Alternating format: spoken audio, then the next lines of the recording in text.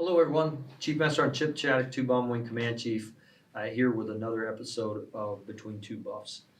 Today, we are going to be talking about domestic violence awareness. We have a wonderful group of subject matter experts here that are going to help us learn to develop better relationships as well as potentially maybe pick up some extra tips on what healthy relationships look like, what healthy relationships or unhealthy relationships look like, and we're just going to have a conversation. So that we can have this conversation, we're going to go around the little circle here. Sir, starting with you, if you'll introduce yourself and tell us where you're working on base and kind of your subject matter expert. All right. Hey, Chief. Thanks for having me here today. I'm Captain Ryan Lyman Jr. I'm the Family Advocacy Officer and also a licensed clinical social worker. I work at the Second Medical Group. Awesome. Thank you, sir. Hi, Chief. My name is Adrienne Banks. I am Barksdale's Domestic Abuse Victim Advocate. The acronym is DAVA. Thank you, Ms. Banks. Hello, Chief. How you doing? Master Sergeant Withers, two LRS First Sergeant here at Barksdale. Been doing this about almost 2 years now. Thank you, sir. Hi, Chief. My name is Kelsey Jackson. I am a Family Advocacy Intervention Specialist in the Second Medical Group, and I am also a licensed clinical social worker. Awesome. Hey, as you can see, we've got some of the best and brightest minds here between two buffs, and this is all to help our airmen, our guardians, our CGOs, FGOs, as well as anybody that's just watching this, our retirees, our contractors, even some of our family members out here. So hopefully you'll take away something in your cargo pocket and you can use it to be and build a better version of you. So I'm just going to throw this out there just for a conversation starter.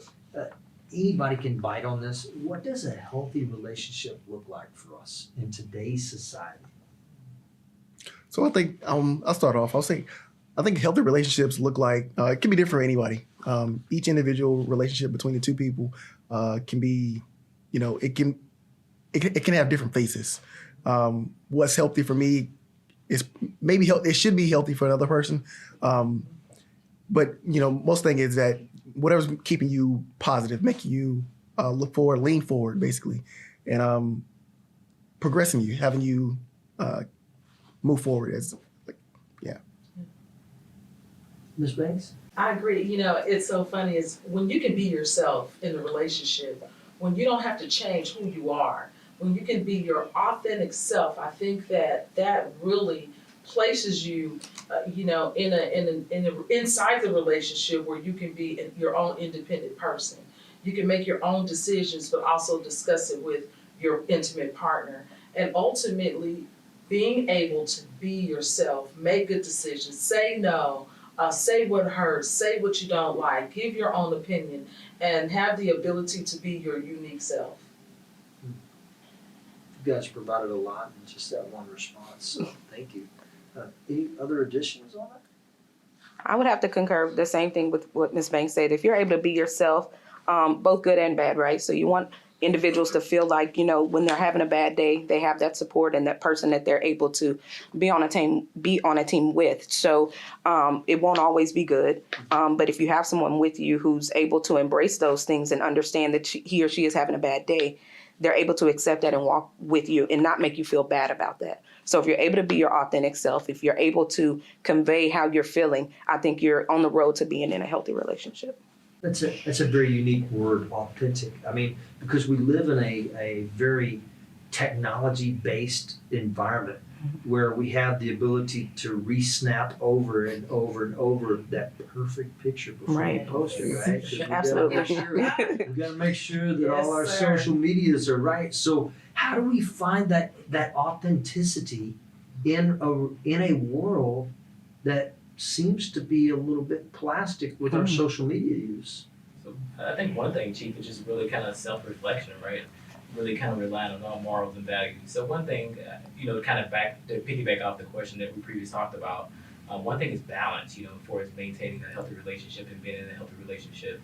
I would say, because sometimes, you ever have that one friend that's always giving, right? Yes. And never getting anything back. Yes. That's exhausting. So one thing I would say when you're thinking about those healthy relationships and trying to figure out, the differences and how to navigate through all the social media stuff like that, just one, checking that balance and and self-reflecting and really kind of taking a look at your values too. So all that encompasses. So I know I kind of went back on your previous question, but I want to. But that's okay. Yeah. It's okay, because all of this kind of intertwines, and we need to make sure that we put it together in something that everyone can use. And I mean, it's helping agencies, you know, the SHIRT and our family advocacy partners, our DAVA. I mean, how do we become more aware of domestic violence if we don't know what right looks like? And what we're trained to think is right is actually really kind of sideways and wrong. So. I believe too, Chief, you know, getting to know people. We all present very well, right? We sure when do. you first met your wife, I mean, you know, before you were married, you had your best cologne on, and you had, you know, for women, we get our hair done, our nails done, we have on our best outfits, and so we all present very, very well. It takes a little while to get to know someone. Sure. And you know, sometimes we don't wait long enough. And then when the real person shows up, sometimes people have a hard time handling that. I think it was the great Maya Angelou. She said, when someone shows you who they are, believe them. So even with the red flags, and I know that we'll discuss that, but people present well. And that's not always the authentic person that they are. Absolutely. And also asking questions. A lot of things we do, we avoid asking questions because we're afraid of the answer. So I think just like you said about social media, we present our best selves. You have a lot of different takes a lot of pictures you can take. Sure. You pick the right one and then you post that because that's what social media would see. But sometimes if we ask questions, the right questions, right? So asking no question is a dumb question. I always tell people, ask as many questions as you want to ask, because a person's answers to those will probably give you a little glimpse into who they really are, even if it's not the answer that you really want. So like you said, taking time and talking and asking questions will kind of avoid some of that unhealthy behavior. I will say, you know, living in the moment, like put the phones down and be in the moment with that person, you know, help you get to know them. Because like you said, that social media is not a true representation of that person. We all see it before where we think a person's having a great life and they're living their best life. But you actually sit down and talk to them and they're not, they're doing bad. They're just putting on the front for the social media. Because it's what they do these days. Is what we do, I guess, these days. Absolutely, everything is a highlight reel. It's nothing bad. There's tons of virtue signaling. Nobody's gonna post that they're having domestic violence at home. So help us understand, team.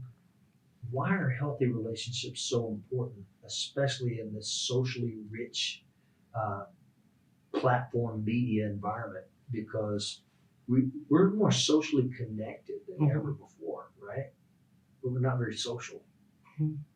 So, any thoughts on that?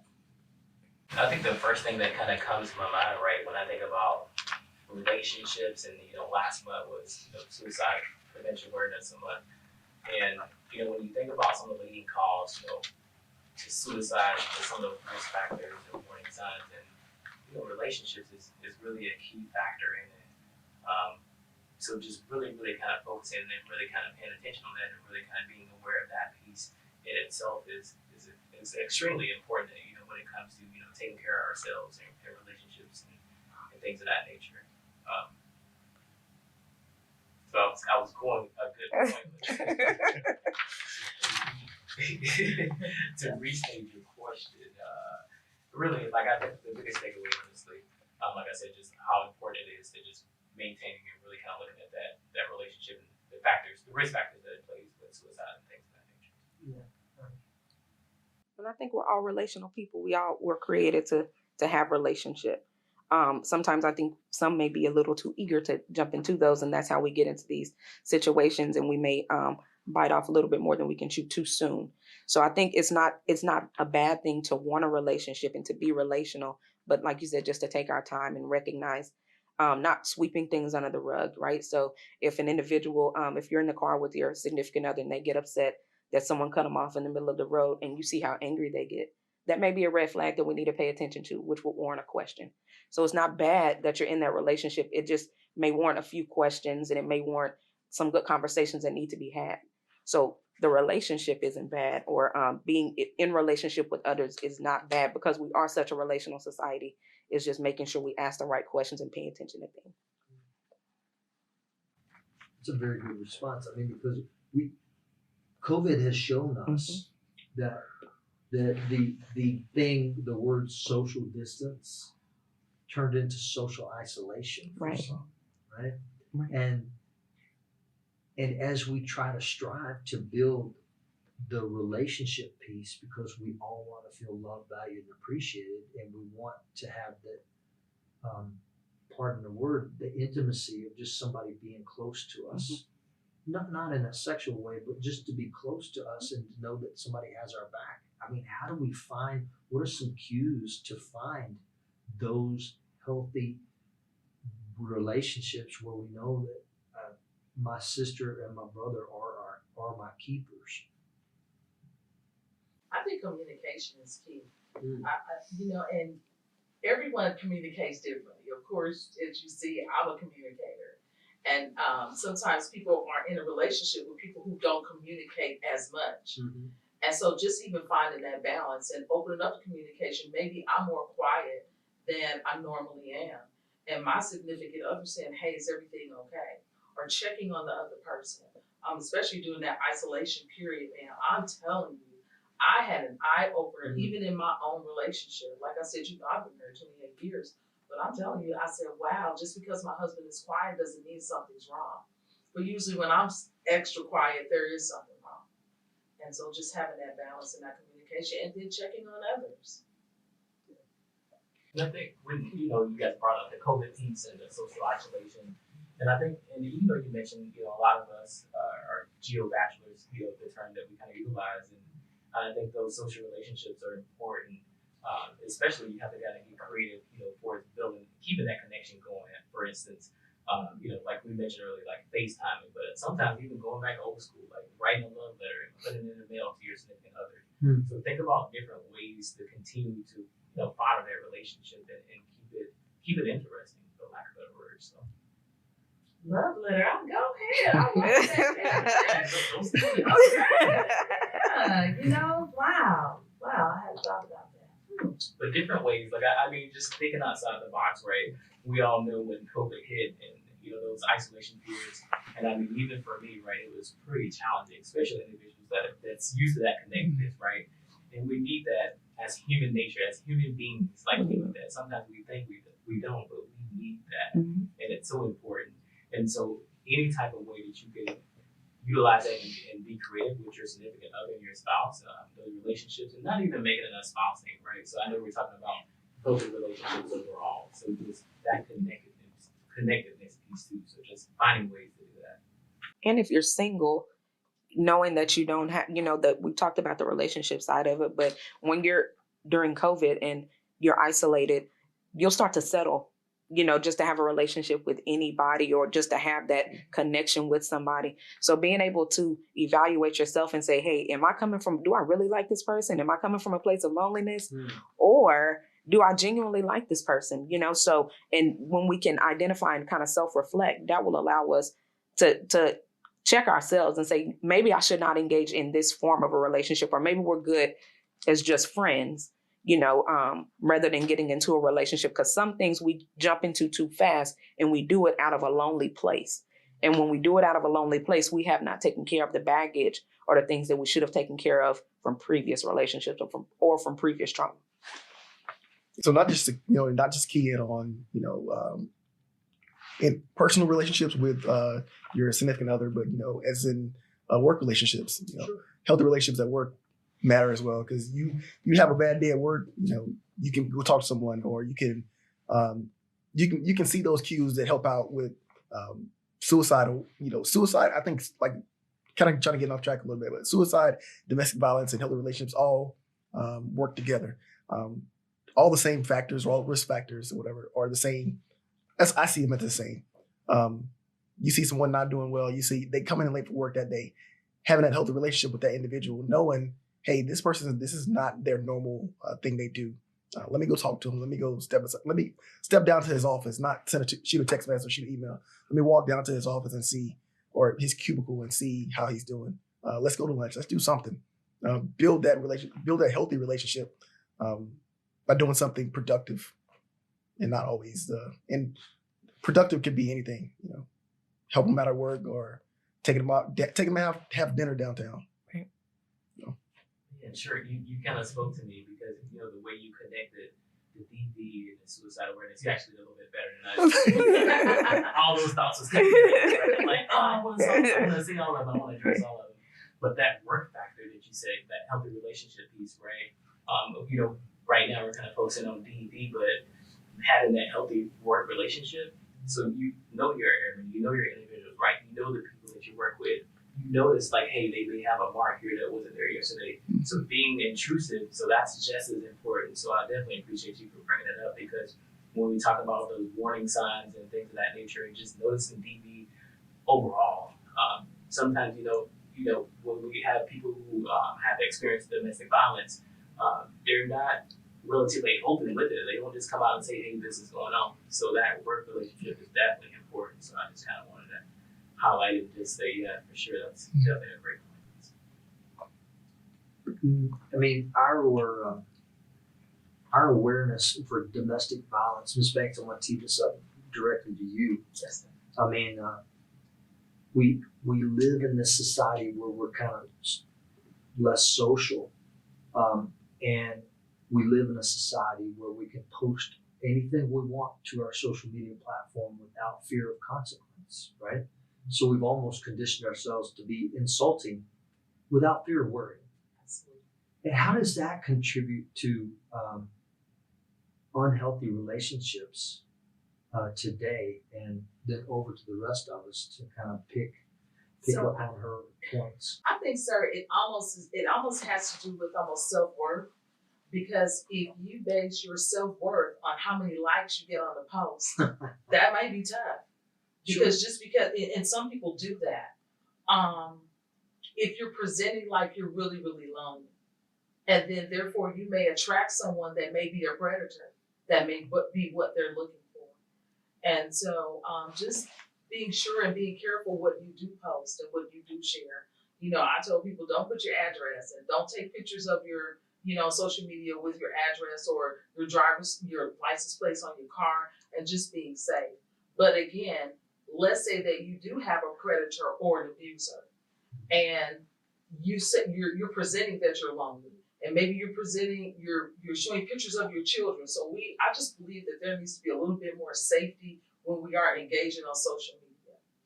And there may be a person that presents like they're very nice, and maybe they're not that nice. Maybe they are the abuser. Maybe they want to go on a date with you, but in their previous relationship, you find out later on that they abused every a female or male in the relationship that they were in. It's always three sides to the story. Five. 5 sides. I say it's hard for Always me. more, It's right? it's always more to the story. Yeah. I say 3, you say 5 all the time, and Right. it's hard to remember the 5. But it's my side, your side, and the truth. Yeah, Right. that's true. But yeah, at the end of the day, you got to make sure. I look at it like how you saying, post your social media stuff on there. It's just like we teach all the CBTs every day, the AT, or anti-terrorism measures. Is be the same way in your relationship. Do those type things to help you be a hard target for domestic violence or unhealthy relationships. Well, I mean, think about that safety, what you're talking about. If I'm advertising that I'm on vacation in Hawaii, now everybody knows my house is empty. Absolutely. And so I have friends that they actually wait until they're back from their vacation Right. to post their pictures for that particular reason. And if we do live in a predatory society, and I think we were talking before we started filming. I mean, we were talking about the demographics that fall into being a little bit taken advantage of. I mean, Ms. Jackson, you want to kind of bring that up? So, sure, a little highlight bit some of of the conversation was those individuals between the ages of like 18 or 25 and under. We see a lot of those, so and that generation are those individuals who are tech savvy. They like to post. They're using social media using for dating, primarily for dating or finding people, and just showing everything and giving people access to everything, the food that they're eating, where they are, they're tagging their location. That's the trend now. And that makes us a little bit more susceptible to predators and opens the door for opportunity. And sometimes those opportunities are not the best. And so when we get into these relationships or we provide individuals that access, sometimes they may have an ulterior motive. They may have something that's not healthy, and then we end up in this spiral of events, right? We jump into these relationships fast. We don't pay attention to red flags. We have children. It's a lot of things happen, and then a year or 2 years down the line, you know, we're an individual that we didn't see ourselves being before we got into that relationship. So it could all start with social media, you know, tagging where you are, doing things like that, and coming from a safety perspective, and then it can spiral out of control very fast. I think even, sorry, just to piggyback up a little bit of this, I know we're talking about social media, the posting, and also just really paying attention to what your friends are posting, right? I think sometimes we'll look at what they post and we'll look at a picture and we're like, oh, that's a nice picture, but how often do we really, really look at that individual, like that family, right? And really see that. And we brought up a point, you know, like sometimes we don't recognize domestic violence until it's too late. We have that friend or we have that family member and, you know, have been abusing, you know, their significant other for years, right? And we see these pictures and sometimes, and I did this personally, and I went back through some pictures, maybe like a couple of months prior to me finding out. And little did I know, as I zoom up, right, and we really kind of pay attention to those pictures, you can see the pain, you can see the hurt, and you can even see some bruises and markings. So I challenge individuals to, don't look at pictures for just, oh, that's a cute picture, but also I'm looking at this picture, I'm their friend, just really being that support too. So looking at it from a different lens, different thing. And all the time, it's not, I think a lot of times it's not physical, right? So the physical, that's easy to see, you know, the black eye. But when you're talking about economic abuse earlier, like a lot of things, the intimidation, the emotional abuse, and those things, they're really, really important. And that comes with rapport and with conversation. Working relationships, you know, it's good to be professional and just ask how individuals are doing. And when people open up, being that good wingman and telling them, hey, this kind of sounds like, you know, something else, or because like I said, the physical is easy to see. When people are throwing things beside your head or making you feel intimidated and making you feel afraid of them, they're not hurting you with their hands. So I may not be able to see it in a picture, but creating a rapport and conversation with individuals may give them a glimpse into emotional abuse or something else they may be experiencing. So what do you think, like, are some signs here that people could be experiencing it? I know, you know, one thing could be constant checking on the phone, right? You ever you might have been with that friend, right, who constantly looks at the phone. It could be something or it could be nothing. Could be, yeah. You wouldn't know unless you ask the question. You know, we address this because we're in FTAC and with the curriculum, and it's awesome conversation. And, you know, it's the monitoring. So for me, if I had to check in every 15 minutes with my husband, that would bother me. Like, that would not be okay. But for some people, that is okay. And so it just depends on who you're dealing with, what your likes and dislikes are. But again, sometimes people do have to check in and they won't tell you. And those are certain things to look at. Or they have to answer their phone. Yeah, they can't miss a call. Mm-hmm. They can't turn their locations off. And, you know, I know someone, and you know, in my past, and I didn't know that this person was being monitored, and they had to check in, you know, at a certain time. They had to be at home by a certain time, and it bothered me, but it was so normalized to them that they didn't realize that was a part of, like, power and control, the monitoring. I mean, we're discussing what's a healthy relationship looks like, and if that's your view of normal, right? That's it's really kind of hard to kind of tease that out and say, you know, hey, young person, hey, adult, you're really experiencing something that's kind of abnormal. This is not what normal society, the majority of normal people go through. Right. So that's an interesting perspective. I mean, and sure, I mean, we pay you to respond to these Yes, sir. incidents, right? Yes, I mean, as a guy that's also looking for those things as well as kind of putting it back together. And I mean, we're collectively all people that kind of look for them and put it back together, but we kind of look to you because you've got that symbol on your chest. Sure. And so for us, as church, it's kind of hard for us to get to know every individual in the unit, but we try our best. But we lean heavily on the supervisors to know those individuals. And so if I have to go to a incident, I want to gather more information, try to help this individual out, but I need to know what has changed or what they need from us, or what the supervisor or best friend from that healthy relationship has seen change over time, to get us to where we got right now. Because it didn't just happen overnight. Other relationships don't. You can ruin a relationship overnight, but you can't, healthy relationships build over time. But when you get to that unhealthy relationship, it's something that has been occurring. They didn't just go out and have a bad day. And sometimes it may be just a bad day, but it's fixed. They are able to, hey, I'm sorry, I apologize for it.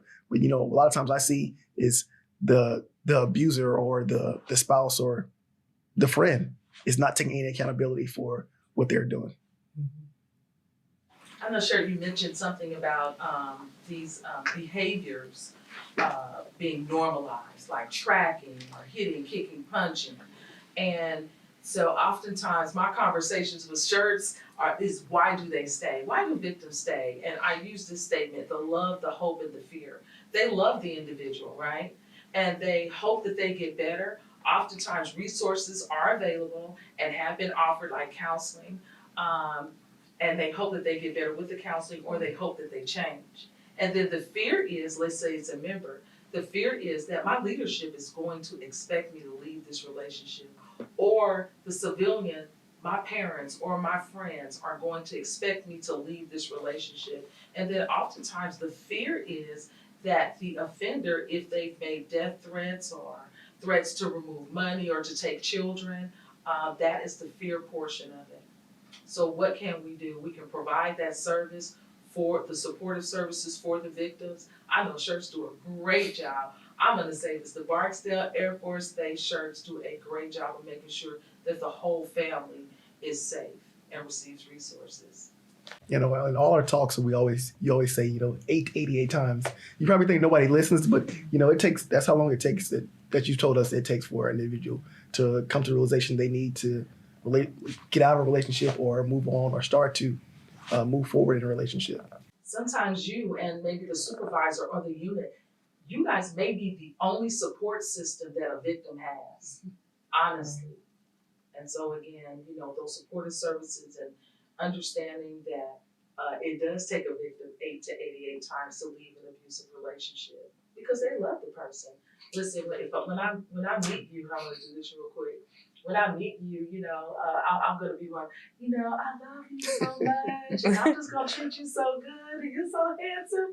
And then all of a sudden, this person shows up that's demeaning and degrading and cursing and all those things. And you're like, no, I want this person. And so the person always has the picture of this person when this is who the person really is. So that's what makes it very difficult also for a male or a female to leave an abusive relationship.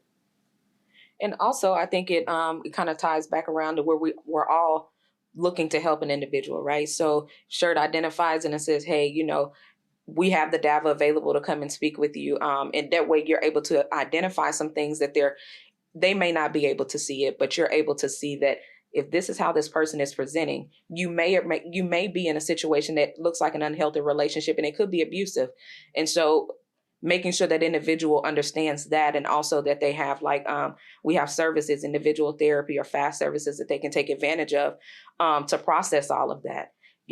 Those are services that's directly driven by the member, and they can identify when we've met the goal, and we can all sit down and agree like, hey, I now identify and I know that I may be in an unhealthy relationship, and maybe now I'm looking forward to leaving or making a step forward in another direction. So I think it's important that we all understand that we're working together. If he can identify it or the shirt can identify it, we're all here to work and help one individual, even if it takes them 88 times, even if it takes them 89 times.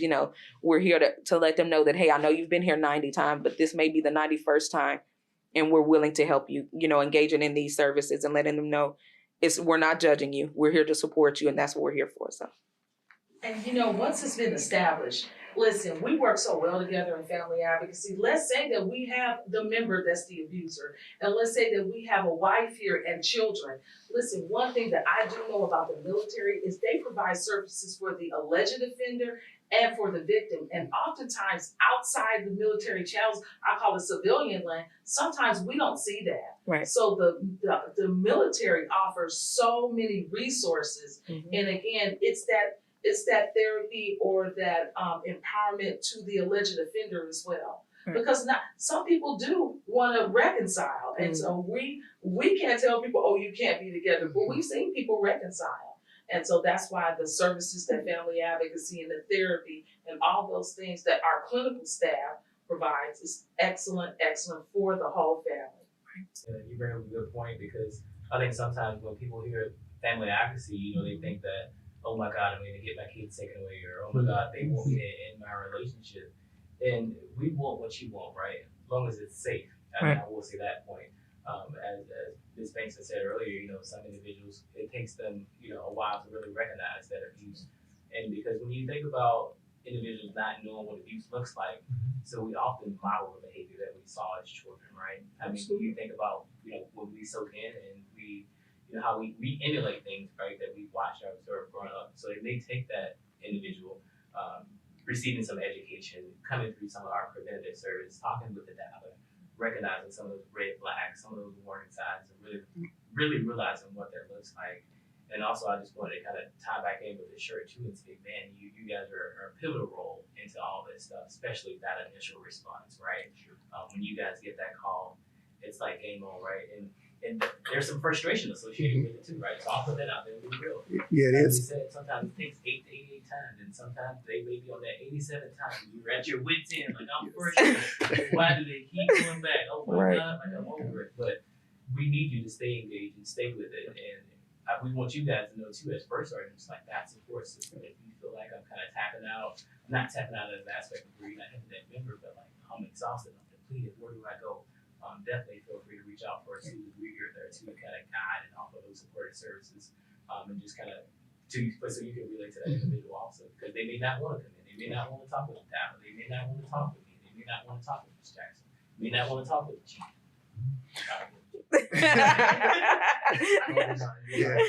We have a FAPA, we have FAPAs, that's our front line. And oftentimes the FAPAs, they are the the parties that get the initial phone call. They may call and so even at that point, the person who receives the phone call is how you respond, and even your tone, whether they'll engage or not engage. I mean, we have nurses, our NPSP program. We of course have our FAO who has to make a lot of serious decisions. We have another social worker. And so there's just a whole team of us. And then of course we have our FAs, our intervention specialists, so we're briefing all over. So it takes all the components, everyone, to make sure that these families are receiving what they need, they get the treatment, and they're also safe. So as we kind of conclude this, domestic violence awareness, how can we encapsulate maybe some prevention efforts or some tips, if we could kind of just look at those as we wrap up? What do we do now that we've identified it? How can we keep it from happening again, or how can we get those relationships back on track, or make our seemingly maybe borderline unhealthy relationships maybe a little bit more healthy? So I can start off with that one. So I think that, communication is probably one of the best things to do to help out those relationships. Communicating with whether it be the person that you're in your relationship or an outside person, and that outside bystander, communicating with the victim, the possible victim, letting them know that they are not by themselves, and we're here to support them no matter what. Give them that person to talk to, because they may feel like they don't have anyone to talk to. And then, just being there, not getting frustrated. And then I don't want to say pressure, but, continue to support them no matter what. And don't, because I know it's kind of frustrating responding to a situation and the persons need to get out of the situation, but they don't want to, and just being there to support them and continue to help them out through that situation, no matter what, if it's the first or the 88th time. Also creating a safe place for people to feel like they can talk about their problems and talk about their relationship, and making sure that people are aware of the preventive services that we have here on base. There's a lot of services that individuals can take advantage of, and they can remain confidential, so making sure that, as shirts, you guys know the services, and you guys have a plethora, know everything, that we have here on base, but making sure that those individuals who may be in that unhealthy relationship understand this doesn't mean that this will be a change in your job. We're just looking to help you to be a better individual so that you can do a good job. Being preventative too is another one, I think. Me and my wife, we go see counseling probably every couple of years just to get us back to balance. We start to teeter off, and we just make sure we go see someone to kind of work out our issues. Will help us not to get to a point where it gets violent or gets abusive. And I think understanding culture, deal with that a whole lot. Culture and religion and family of origin. And oftentimes we have to understand the family of which the person, even the offender, how they were raised, who were their caretakers, who were their caregivers. And I think, Captain, you may have mentioned that. What's abusive to one person may not be abusive to another. So I'll just use you as an example. I'll make myself the bad person. If you're very calm and you came from a family where they had family meetings. Now, family meetings are very important. I encourage people to do that, even if you didn't do it in your own family. Every Friday night, get everybody at the table, cell phones down, let's start to communicate. But let's say you came from that environment, but I came from the screaming family, and there was no conflict resolution, and everybody was very emotional. So now we're in a relationship, and I start to yell at you, I start to curse at you, I start throwing things around the room. Now you feel like you're being abused, correct?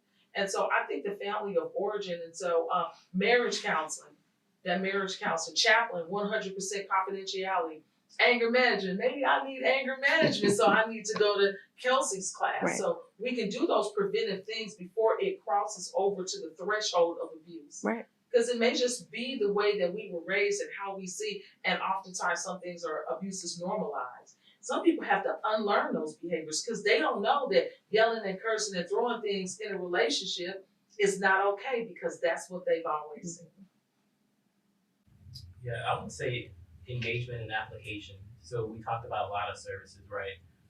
Making that first step for is picking up that phone or speaking with your first sergeant or speaking with your supervisor and saying, hey, I'm interested in this, if you're a little bit hesitant. But yet, once you actually pick up that phone and engage in those services, also that sustainment of those skills that you learn, right? That conflict resolution, that fair arguing, that assertive communication. As human nature, sometimes we tend to engage in behavioral drift, right? When we don't continue to practice those things and skill that we learn. For instance, I don't know if you still do stats, but I'm just saying, like, when you don't continue to do things, obviously you tend to drift away from them. So it's the same when it comes to relationships, communication, and things like that in general too. So those are my two things or two takeaways. Yeah, definitely with engagement and sustainment of those skills. I have realized that my communication with my wife always suffers when I'm waiting on my turn to talk, because I'm not really listening. You're listening to respond. Yeah, I'm Okay. listening. I'm waiting on my turn to talk. To respond. I'm listening to respond. So, the importance of this conversation is of utmost importance. I mean, we're here between two buffs talking. We brought together a family of subject matter experts. These SMEs, our family of SMEs, are here to help you guys out there to become better families, better partners, better people. And as we traverse this land, just being good humans is always a great thing. So I want to thank each and every one of you for making yourself available for this. I I want to thank each of you for being those subject matter experts that our airmen and guardians and civilians and retirees can lean on. And if you need any of us, stop us. We will put you in contact with the right helping agency. If we are the helping agency, we will be there to hold you up and support you through everything you need. This has been Between Two Buffs for Domestic Violence Awareness Month. Thank you for joining us.